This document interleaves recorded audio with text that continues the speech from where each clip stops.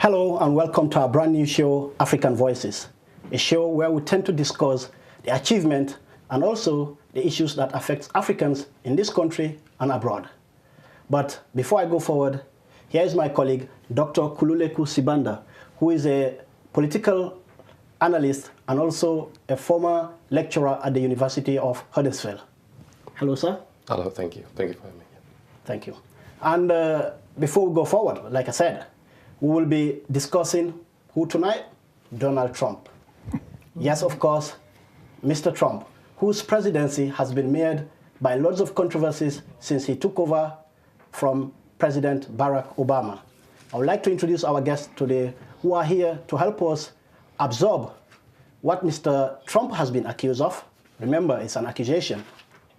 So, first of all, I would like to introduce Maxine Bowler, who is a long-term activist and also a member of Stand Up to Racism, and another title as well she is a member of the TUC executive community here in Sheffield. Hello, Maxine. Hello. And also, I would like to introduce the man himself, Mr. George Ben Anthony, forgive me, who is a mechanical engineer, production and manufacturing system engineer. And not only that, he's also a lecturer and a historian on African history. Welcome, both of you. Thank you. Thank you. Right. Like I said earlier on, we'll be discussing today about Donald Trump. But before I ask Sibanda to explain what Mr. Trump has been accused of, I would like to give you first the update on what has been happening across the continent. Right. First of all, I'll start with Congo. In Congo, Pope Francis has warned the authorities in Congo to stop using extreme violence on its people. Why? That's because lots of people have been protesting against the presidency of Joseph Kabila, and the security forces didn't find that funny. Due to that, 6 people were killed, and now even the pundit in Italy has intervened, asking the authorities to be considerate. Moving on. In Libya, which has been in the headlines as well recently for all the negative reasons, 6 people or a group of people have been arrested, accused of abducting and torturing African migrants who come into the country using Libya as a transit to come to Europe. And as a result, those people have been arrested as they were asking for ransom from the victims' families. And finally, you and I will know, or most of us will know, in the past 2 months, Zimbabweans were dancing in the streets of Harare. For what? Jubilating for the fall of their long-term leader, Robert Mugabe. But guess what? Mr. Mugabe has been promised he will stay safe, he will live happily, and he will get a lucrative retirement package.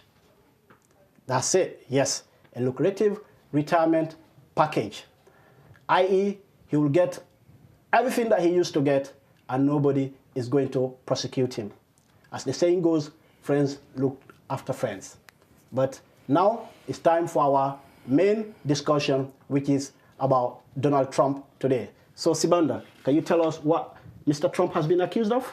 Well, Bella, the world has come a long way since the Second World War, hasn't it? We had the United Nations and with all these institutions that supposedly were helping humanity on Earth drive towards living together in peace, and that will try and prevent wars and will stop hate and will improve our conditions on Earth. But what seems to be happening now with President Trump, at least, is that you have not just those institutions getting undermined, but you also have a situation where even the values that underpin those institutions getting undermined. So in the first month of the year, you have accusations here that President Trump, sitting in a meeting with senators from both the Republican and Democratic parties in the U.S.,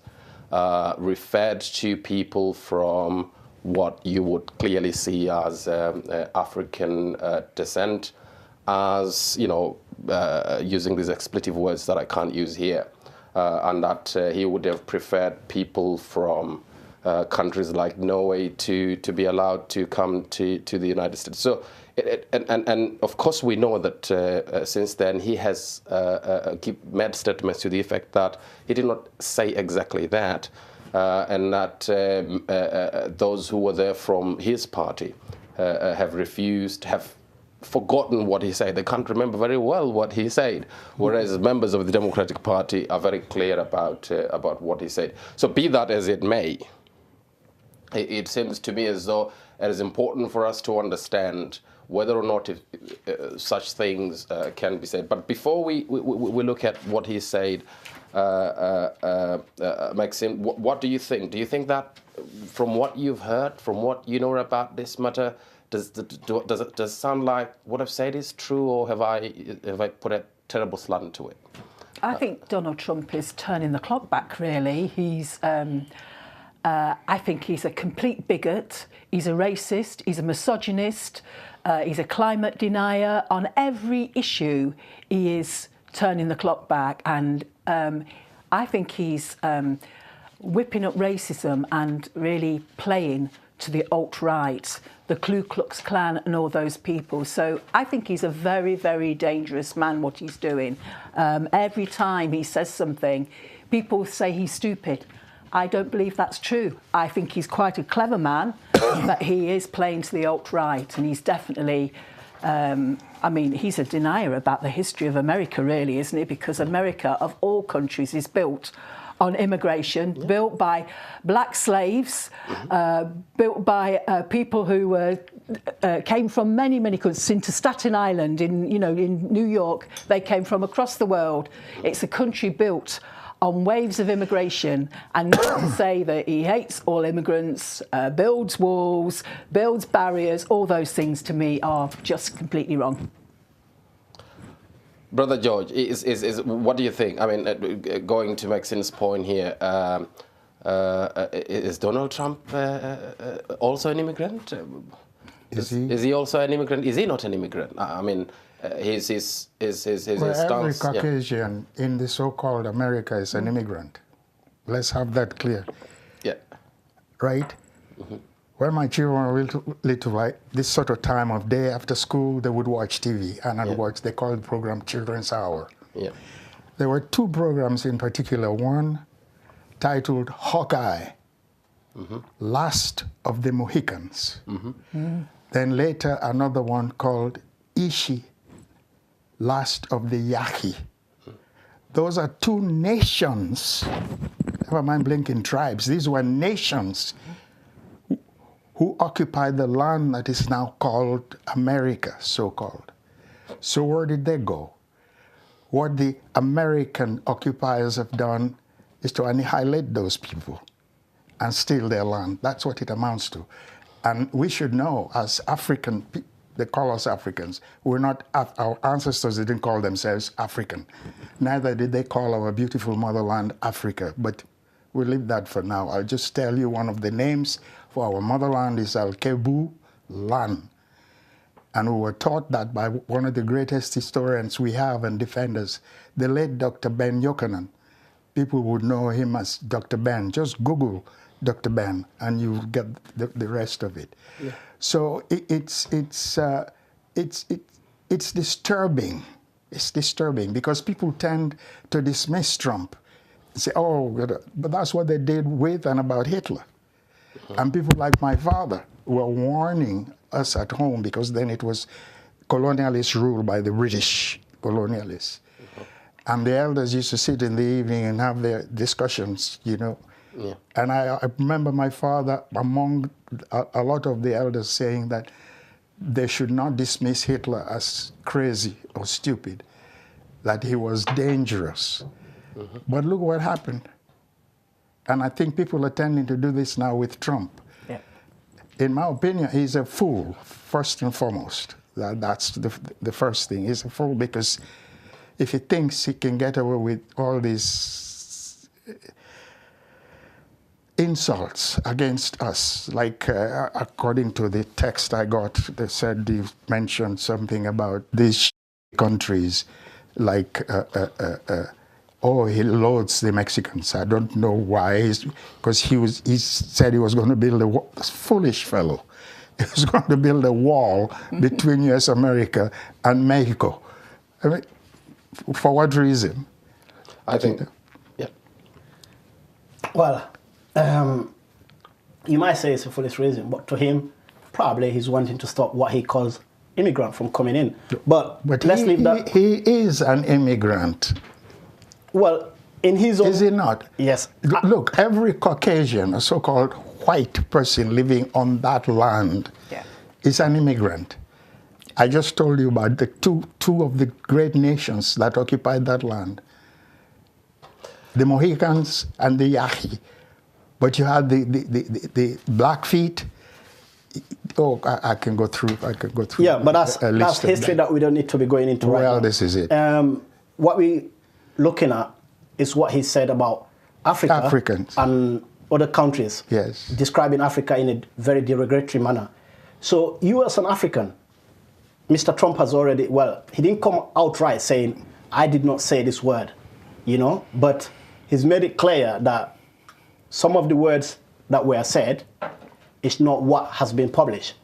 But you as an African, do you blame Mr. Trump for what has been said or for what has been reported? Well, I've only listened to him one time. Well, I quote unquote listen. I don't like him. So whenever the news comes on and he comes in, I switch the station.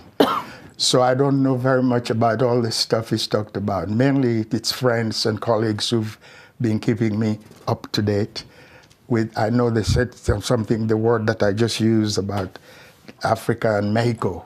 Okay. He's going to build this wall between America and Mexico, or Mexico, as people say. Okay. Why? I think that ties in with the point that Maxine raised earlier on, which is that maybe people take him to be stupid, and that people can be dismissive of him and say he probably doesn't know what he is doing, and whereas it would be that he knows what he's doing. Let's look at some of the things that he's said, because you could accuse him of being racist against people from Africa. You could do that if you look at this one statement. But he's done more than just that. He talked about building the wall to prevent the rapists from Mexico moving into America. He made references to... And he'll get the Mexicans to pay for it. But now they're not paying for it. And then he talked about Native American heritage, and he referred to the senator who claims to be of that heritage as Pocahontas. People will know this, and it's not a nice term. He's referred to Haitians in unfriendly terms. He wanted the death penalty and was pretty much acted as judge and jury in matter of the New York 5 black African Americans who are accused of, now exonerated by DNA evidence, but were accused of having killed a woman who was jogging. Now, when you look at all these things, and he accused President Obama of not being fully American, that he was born in Kenya, and that he didn't get into law school, Harvard Law School, out of merit. That he somehow got there because black people are being given these advantages. Now, what does this say about does that prove part of the point you're making, that perhaps he's not stupid? He knows what he's doing. He divides people just for whatever reason. He's playing to his supporters. Yeah. When the right winger drove into the Charlottesville crowd of protesters against the statues coming down, and Heather Heyer was killed, he immediately portrayed it as being two equal sides. He was playing to the Ku Klux Klan, to his audience, to those people. Actually, many people, I mean, if you look at the vote for Trump in America, you'll see that actually he got a smaller percentage than Clinton did. It's the peculiarities of the American system. Nevertheless, he took a big vote from people in the Rust Belts, which are the areas where there was big industrialization, and those industries have collapsed.